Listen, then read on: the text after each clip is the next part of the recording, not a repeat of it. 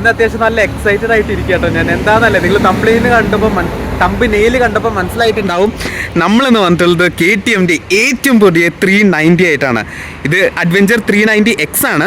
ഇത് base variant ആണ്. Top end variant KTM adventure 390 ആണ്. അവർ ടോപ്പ് എൻഡ് വേരിയൻറ്റിനെ വിളിക്കുന്ന അഡ്വഞ്ചർ 390 എന്നാണ്. എന്നാൽ ഇത് ബേസ് വേരിയൻ്റ് ആണ് 390X. അപ്പോൾ ഇത് മാത്രമല്ല, നമ്മളൊരു ചെറിയൊരു കമ്പാരിസൺ പോലെ ചെയ്യുകയാണ്. ഇത് നമ്മുടെ മുന്നത്തെ അഡ്വഞ്ചർ 390 ആണ്. അപ്പോൾ ഇതിന്ന് എന്തൊക്കെ മാറ്റങ്ങളാണ് നമ്മൾ KTM ഈ ഒരു വാഹനത്തിൽ കൊണ്ടുവന്നിട്ടുള്ളത് നമ്മൾ നോക്കാൻ പോകുന്നത്. KTM ഏതൊരു വാഹനം ഇറക്കുകയാണെങ്കിലും ഒരു കുറച്ച് ഇയേഴ്സ് കഴിഞ്ഞിട്ടാവും ഇറക്കേണ്ടത്. ചെറിയ ഫേസ് ലിഫ്റ്റ് ആയിരിക്കില്ല. എഞ്ചിനിൽ മാറ്റം വരുത്തും, ബോഡിയിൽ മാറ്റം വരുത്തും, ഫീച്ചേഴ്സിൽ മാറ്റം വരുത്തും, ഒരുപാട് വ്യത്യാസം വരുത്തിയിട്ടാണ് ഈ ഒരു 390X ഇറക്കിയിട്ടുള്ളത്. ഇത് നമ്മുടെ ബേസ് വേരിയൻ്റ് ആണ്. ടോപ്പ് എൻഡ് വേരിയൻ്റ് നമ്മൾ ചെയ്യുന്നതായിരിക്കും. ഇപ്പോൾ അവൈലബിൾ ഉള്ള വണ്ടി അതുകൊണ്ടാണ് കേട്ടോ. അപ്പോൾ ഈ ഒരു വാഹനത്തിനെ പറ്റിയിട്ട് പറയുകയാണെങ്കിൽ ഇത് 399cc അറൗണ്ട് 398.63cc വരുന്നൊരു വാഹനമാണ്. ഇതിൽ വന്നിട്ടുണ്ടായിരുന്ന എഞ്ചിൻ എന്ന് പറഞ്ഞാൽ 390cc എഞ്ചിനായിരുന്നു. ഇതിൽ നമുക്ക് 44 PS ഓഫ് പവർ ആയിരുന്നു ഈ വാഹനത്തിൽ വന്നിട്ടുണ്ടായിരുന്നത്. എന്നാൽ നമ്മുടെ ഏറ്റവും പുതിയ 2025 KTM 390 അഡ്വഞ്ചർ എക്സിൽ, അഡ്വഞ്ചറിലും 390ലും അതുപോലെ തന്നെ 390Xലും സെയിം എഞ്ചിൻ തന്നെയാണ് വരുന്നത്. ഇതിൽ എന്നാൽ 2 PS കൂട്ടിയിട്ടുണ്ട്. 46 PS ഓഫ് പവറും 39 Nm ഓഫ് ടോർക്കുമാണ് ഈ വാഹനം പ്രൊഡ്യൂസ് ചെയ്യുക. പിന്നെ ഇതിൽ പുതിയൊരു എഞ്ചിനാണ് വരുന്നത്. അതിൻ്റെ ഒരു ബാഡ്ജിങ് ഞാൻ കാണിച്ചു തരാം. LC4C എന്നാണ് പറയുന്നത്. ഇതാ LC4C എന്നൊരു ബാഡ്ജിങ് കൊടുത്തിട്ടുണ്ട്. LC4C പറഞ്ഞൊരു എഞ്ചിനാണ് ഇതിൽ വരുന്നത്. കംപ്ലീറ്റ്ലി പുതിയ എഞ്ചിനാണ്. ഇതിനെക്കാളും കൂടുതൽ മാറ്റങ്ങൾ വരുത്തിയിട്ടുള്ള എഞ്ചിൻ. ഞാൻ പറഞ്ഞ പോലെ തന്നെ നമുക്ക് ടോർക്കിൽ വ്യത്യാസം വരുന്നില്ല, എന്നാൽ PS വ്യത്യാസം വരുന്നുണ്ട്. അതേപോലെ തന്നെ CCയിലും വ്യത്യാസം വരുന്നുണ്ട്. പിന്നെ കംപ്ലീറ്റ്ലി പുതിയ ഗ്രാഫിക്സ് ആണ് ഇതിൽ നമുക്ക് കാണാം. ഇങ്ങനത്തെ ഒരു ഓൾഡ് ഗ്രാഫിക്സ് ആയിരുന്നു വന്നിട്ടുണ്ടായിരുന്നത്. ആ ഒരു സമയത്ത് പുതിയതായിരുന്നു, പക്ഷേ ഇപ്പോൾ അത് ഓൾഡായി പോയി. എന്നാൽ ഇതിലൊരു അടിപൊളി ഗ്രാഫിക്സ് ആണ് വന്നിട്ടുള്ളത്. കളർ സ്കീം എങ്ങനെയാണെന്ന് വെച്ചാൽ ഇത് സെറാമിക് വൈറ്റും ഇലക്ട്രോണിക് ഓറഞ്ച് പറഞ്ഞ 2 കളേഴ്സിലാണ് വരുന്നത്. ഇത് ബേസ് വേരിയൻ്റ് ആയതുകൊണ്ട് ഈ ഏരിയയിൽ നമുക്ക് ബ്ലാക്ക് ഫിനിഷിലാണ് വരുന്നത്. എന്നാൽ ടോപ്പ് എൻഡ് വേരിയൻറ്റിൽ ഇവിടെ കളർ ഫിനിഷ് കൂടിയും വരും. അതെങ്ങനെയാണെന്ന് വെച്ചാൽ നമ്മളിപ്പോൾ ഇത് ഈ ഒരു ഏരിയ വൈറ്റ് ആണെങ്കിൽ ഇവിടെ ഓറഞ്ച് ഷെയ്ഡിലും, ഈ ഏരിയ ഓറഞ്ച് ആണെങ്കിൽ ഈ ഒരു ഷെയ്ഡിൽ വൈറ്റ് ഷെയ്ഡിലാണ് ടോപ്പ് എൻഡ് വേരിയൻറ്റിൽ, അതായത് അഡ്വഞ്ചർ 390ൽ വരിക. എന്നാൽ എക്സ് അഥവാ ബേസ് വേരിയൻ്റ് ആയതുകൊണ്ട് തന്നെ ഈ ഒരു ഏരിയയിൽ നമുക്ക് ഇലക്ട്രോണിക് ഓറഞ്ച്, സെറാമിക് വൈറ്റ് ഈ ഏരിയയിൽ കളറായിട്ട് തന്നെ വരും. എന്നാൽ ഇവിടെ ബ്ലാക്ക് ഷെയ്ഡിൽ ഒരു ഗ്ലോസ് ബ്ലാക്ക് ഫിനിഷിലാണ് കൊടുത്തിട്ടുള്ളത്. പിന്നെ ഫ്രണ്ടിൽ ഈ ഏരിയയിൽ നമുക്ക് 390X എന്ന് പറഞ്ഞൊരു ബാഡ്ജിങ് കൊടുത്തിട്ടുണ്ട്. KTM നമുക്ക് ബാഡ്ജിങ് കാണാം. ഒരു അബ്സ്ട്രാക്ട് ലോഗോ ഡിസൈനാണ് കൊടുത്തിട്ടുള്ളത്. റെഡി ടു റേസ് എന്ന് ബാഡ്ജിങ് കാണാം. അഗെയിൻ ഇവിടെ ഒരു അഡ്വഞ്ചർ X എന്ന് പറഞ്ഞിട്ടൊരു ബാഡ്ജിങ് കൊടുത്തിട്ടുണ്ട്. ഇവിടെയൊക്കെ ഗ്ലോസ് ബ്ലാക്ക് ഫിനിഷിലാണ് കൊടുത്തിട്ടുള്ളത്. അങ്ങനെ ഈ ഒരു ഡിസൈനൊക്കെ നന്നാട്ടോ, അത്യാവശ്യം നല്ല സ്പോർട്ടി ലുക്കാണ്. ഇതൊരു കംപ്ലീറ്റ്ലി ഒരു ന്യൂ ഡിസൈനാണ്. അത് എന്താ പറയുക, ഡക്കാർ ഇൻസ്പയർഡ് എന്ന് വേണമെങ്കിൽ പറയാം. നമുക്ക് ഡക്കാർ റാലിനെ പറ്റിയിട്ട് അറിയാമല്ലോ. ഒരു ഓഫ് റോഡ് റാലിയാണ്. അവിടെ കുറേ വണ്ടികൾ എന്താ പറയുക, കുറേ ദൂരം സഞ്ചരിച്ചിട്ട് കുറേ റേസ് പോലെയൊക്കെ വരും. നമ്മൾ റെഡ് ബുള്ളൊക്കെ ആ ഒരു ഇവൻ്റ് ഓർഗനൈസ് ചെയ്യുന്ന ഒരു രീതിയിലാണ് ഡക്കാർ റാലി പറഞ്ഞിട്ട്. കുറേ കാലമായിട്ടുള്ളൊരു റാലിയാണ്. ഒരു ഡെസേർട്ട് കടന്നു പോവുക, കുറേ ചാലഞ്ചസ് ലെവൽസ് കടന്നു പോകുന്ന രീതിയിലാണ് ആ ഒരു എന്താ പറയുക ആ ഒരു ഇവൻ്റ് നടക്കുന്നത്. അത് ഇൻസ്പയർഡ് ആയ, അതിൽ പോകുന്ന മോട്ടോക്രോസ് വണ്ടികളുടെ ഇൻസ്പയർഡ് ആയിട്ടുള്ള ഡിസൈനാണ് ഈ വാഹനത്തിൽ വരുന്നത്. അടിപൊളിയായിട്ടില്ലേ? എനിക്ക് ഭയങ്കര ഇഷ്ടപ്പെട്ടു. എന്താ പറയുക, ഒരു കംപ്ലീറ്റ്ലി യൂണിക് ഡിസൈനാണ്. ഇതിനൊക്കെ ഒരു ഹെഡ്ലൈറ്റ് നോക്കി നോക്കും. അടുത്തൊരു ചേഞ്ച് ഞാൻ പറയാം. ഇതിൻ്റെ ഒരു ഹെഡ്ലൈറ്റ് നോക്കി നോക്കും, ഇതിൻ്റെ ഒരു ഹെഡ്ലൈറ്റ് നോക്കി നോക്കും. ഒരു ജീവി കണ്ണിരിക്കുന്ന, ഒരു ഏലിയൻ്റെ കണ്ണ് പോലെയാണ് ഇരിക്കുന്നത്. ഇതൊരു പ്രൊജക്ടർ ഹെഡ്ലാമ്പാണ് നമുക്ക് വരുന്നത്. ഇതാ കണ്ടോ, നമുക്കിത് ആക്ച്വലി പിടിക്കാൻ പറ്റുന്നു കേട്ടോ. നമ്മുടെ കാറുകളിലൊക്കെ കാണുമ്പോൾ ഞാൻ എനിക്ക് പ്രൊജക്ടർ ഹെഡ്ലാമ്പ് ഇതുവരെ തൊടാൻ പറ്റിയിട്ടുണ്ടായിരുന്നത്. ഇങ്ങനെയാണ് ഇരിക്കുന്നത്. LED പ്രൊജക്ടർ ഹെഡ്ലാമ്പാണ് വരുന്നത്. ഇവിടെ ഒരു ലൈറ്റിൻ്റെ സെറ്റ് വരുന്നുണ്ട്. Again LED DRL turn indicators completely LED ആണ്. ജസ്റ്റ് നമുക്ക് വാഹനം ഒന്ന് സ്റ്റാർട്ട് ചെയ്തിട്ട് ലൈറ്റ് കാണിച്ചു തരാം. ഇതാ LED DRL ഓൺ ആയിട്ടുണ്ട്. ഹെഡ്ലൈറ്റ് കൂടി നമുക്കൊന്ന് ഓൺ ചെയ്യാം. അത് നമുക്ക് വാഹനം ഒന്ന് സ്റ്റാർട്ട് ചെയ്യണം. ഇപ്പോൾ ഗിയറിലാണ് കിടക്കുന്നത്. ജസ്റ്റ് ഒന്ന് സ്റ്റാർട്ട് ചെയ്തിട്ട് ഓക്കെ, കണ്ടോ, അടിപൊളി ഫോക്കസ്ഡ്. ഓ മൈ ഗോഡ്, കണ്ണിക്ക് അടിക്കുന്നു കേട്ടോ. അടിപൊളി ഫോക്കസ്ഡ് ആയ ഒരു പ്രൊജക്ടർ ഹെഡ്ലാമ്പാണ് വരുന്നത്. ഇവിടെ നമുക്ക് ചെറിയൊരു LED ലൈറ്റ് വരുന്നുണ്ട്. അപ്പോൾ അത്യാവശ്യം നല്ലൊരു ഭീകര ലുക്കാണ് ഈ വാഹനത്തിന് ലഭിക്കുന്നത്. നമുക്കിനി ഒന്ന് ഓഫ് ചെയ്യാം. അപ്പോൾ ഇതിൻ്റെ ഫ്യൂൽ ടാങ്ക് കപ്പാസിറ്റി എന്ന് പറഞ്ഞാൽ 14.5 ലിറ്ററാണ്. അപ്പോൾ നമുക്ക് കുറേ ദൂരം ട്രാവൽ ചെയ്യാൻ പറ്റും ഈ ഒരു ഫ്യൂൽ ടാങ്ക് വെച്ചിട്ട്. കാരണം എന്താണെന്ന് വെച്ചാൽ കൂടുതൽ എണ്ണ സ്റ്റോർ ആകുമ്പോൾ കൂടുതൽ ദൂരം ട്രാവൽ ചെയ്യാൻ പറ്റും. നെക്സ്റ്റ് അഗൈൻ നമുക്ക് 390 KTM സാധാ ഡ്യൂക്ക് 390 ഒക്കെ ഉണ്ടല്ലോ, അതിലൊക്കെ വന്നിട്ടുണ്ടായിരുന്ന TFT ഡിസ്പ്ലേ തന്നെയാണ് വരുന്നത്. ജസ്റ്റ് ഒന്ന് ഓണാക്കിയിട്ട് കാണിച്ചു തരാം. റെഡി ടു റേസ് എന്ന് പറഞ്ഞൊരു ഇൻട്രോ വരുന്നുണ്ട്. ഗിയർ ഏതിലാണ് കാണിക്കുന്ന സംഭവം, സൈഡ് സ്റ്റാൻഡ് ഓണാക്കിയതിൻ്റെ സംഭവം. പിന്നെ നമുക്ക് ഈ ഒരു ടോഗിൾ ബട്ടൺസ് വരുന്നുണ്ട്.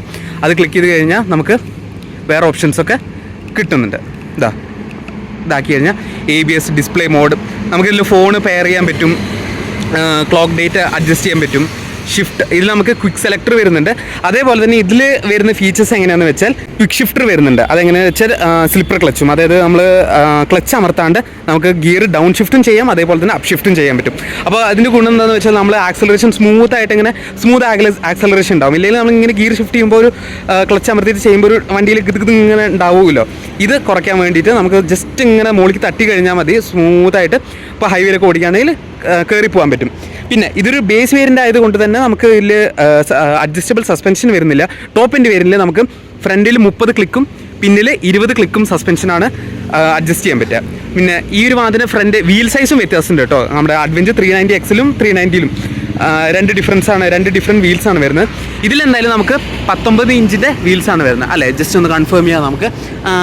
വീൽ സൈസ് എവിടെയാ? വീൽ സൈസ് 19 ഇഞ്ചിൻ്റെ അലോയ് വീൽസാണ് വരുന്നത്. പിന്നിൽ നമുക്ക് 17 ഇഞ്ചിൻ്റെ അലോയ് വീൽസാണ് വരുന്നത്. ട്യൂബ്ലെസ് ആണ്.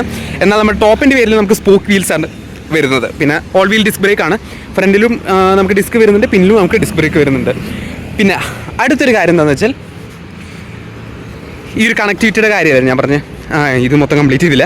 അപ്പോൾ ഈ ഒരു കണക്ടിവിറ്റി ഗുണം തന്നെ ഉള്ളത് കൊണ്ട് തന്നെ നമുക്ക് KTM കണക്ട് പറഞ്ഞൊരു ആപ്പ് ഉണ്ട്, നമുക്ക് പ്ലേ സ്റ്റോറിൽ അവൈലബിൾ ആണ്. അതുവഴി നമുക്ക് മ്യൂസിക് പ്ലേ ചെയ്യാൻ പറ്റും. അതേപോലെ തന്നെ ഫോണിൻ്റെ ബ്ലൂടൂത്ത് ആയിട്ട് കണക്ട് ചെയ്യാൻ പറ്റും. പിന്നെ ടേൺ ബൈ ടേൺ നാവിഗേഷൻ നമുക്ക് ഈ ഒരു സ്ക്രീനിൽ അവൈലബിൾ ആണ്.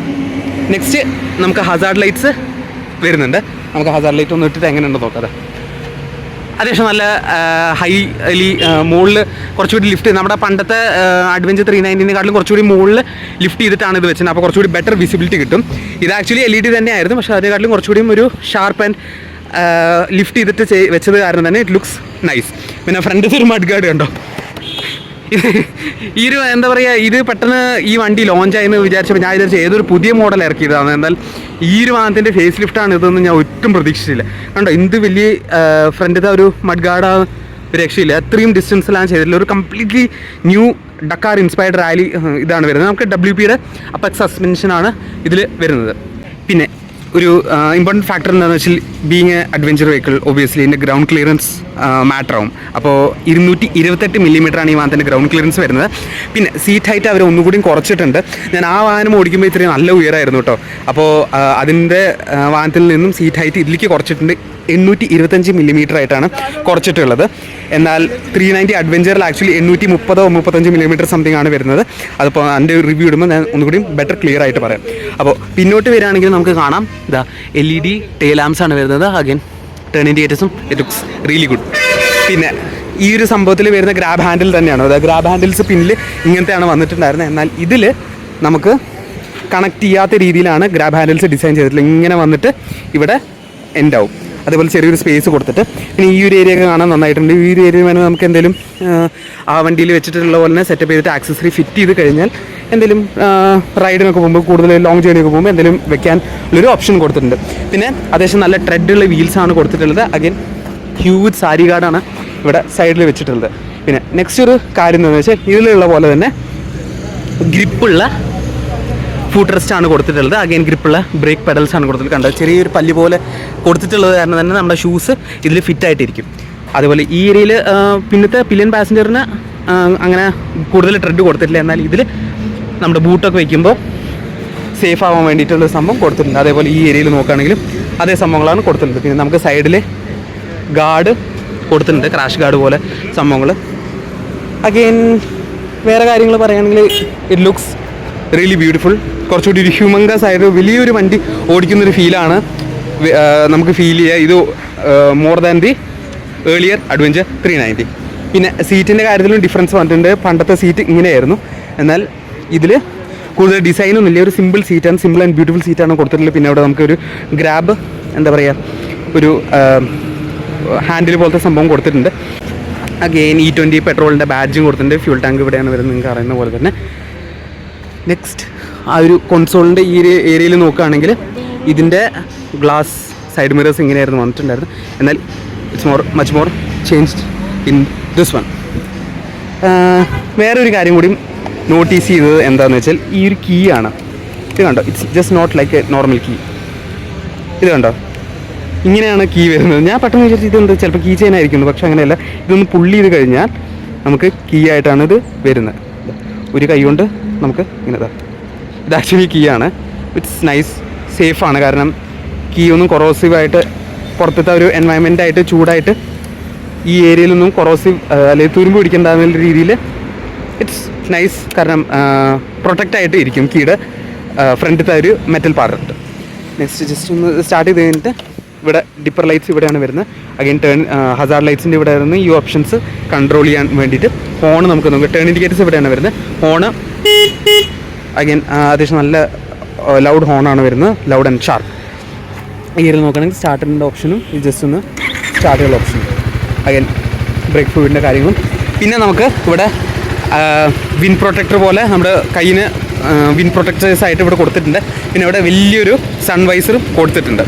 അപ്പോൾ മൊത്തത്തിൽ നോക്കുകയാണെങ്കിൽ ഒരു അടിപൊളി വണ്ടിയാണ്, ഒരു അടിപൊളി വാഹനമാണ്. എന്താ പറയുക, അഡ്വഞ്ചറിന് പറ്റിയൊരു സംഭവമാണ്.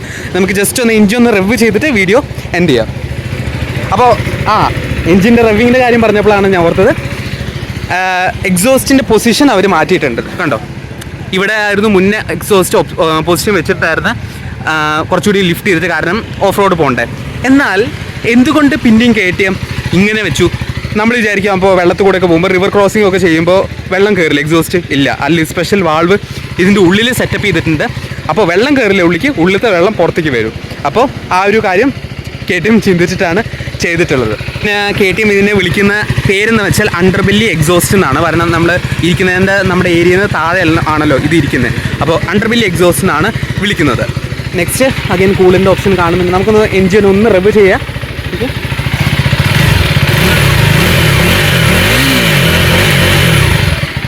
Okay, so that was beautiful. അപ്പോൾ അതൊക്കെയായിരുന്നു ഈ വാഹനത്തിനെ പറ്റിയിട്ടുള്ള വിശേഷങ്ങൾ. ജസ്റ്റ് ഒന്ന് നമുക്ക് വീഡിയോ എൻഡ് ചെയ്തിട്ട് ഔട്ട്രോ പറയാം. പക്ഷെ നല്ല ലൗഡാണ്. ഓക്കെ, അപ്പോൾ അതൊക്കെയായിരുന്നു വാഹനത്തിനെ പറ്റിയിട്ടുള്ള വിശേഷങ്ങൾ. അപ്പോൾ നിങ്ങളുടെ അഭിപ്രായങ്ങളും നിർദ്ദേശങ്ങളും ഡു കമൻറ്റ് ഇറ്റ്. വീഡിയോ ഇഷ്ടപ്പെട്ടാൽ ലൈക്ക് ചെയ്യുക. നിങ്ങളുടെ ഫ്രണ്ട്സിനും ഫാമിലിക്ക് ഇഷ്ടപ്പെട്ടാൽ KTM എന്തൂസിയാസ്റ്റായ ഫ്രണ്ട്സിനൊക്കെ അയച്ചു കൊടുക്കുക. അതൊക്കെ ചിലപ്പോൾ ഇഷ്ടപ്പെട്ടാൽ അവരെടുത്ത് എന്തായാലും വാങ്ങാൻ പറയാം. കാരണം ഇറ്റ്സ് എ നൈസ് ചോയ്സ്. അപ്പോൾ ഇതിലും നല്ല വീഡിയോസ് ആയിട്ട് നമ്മൾ വീണ്ടും വരുന്നതായിരിക്കും. അതൊരിക്കും കാണുന്ന റിച്ചിൽ it's me Pranav signing out.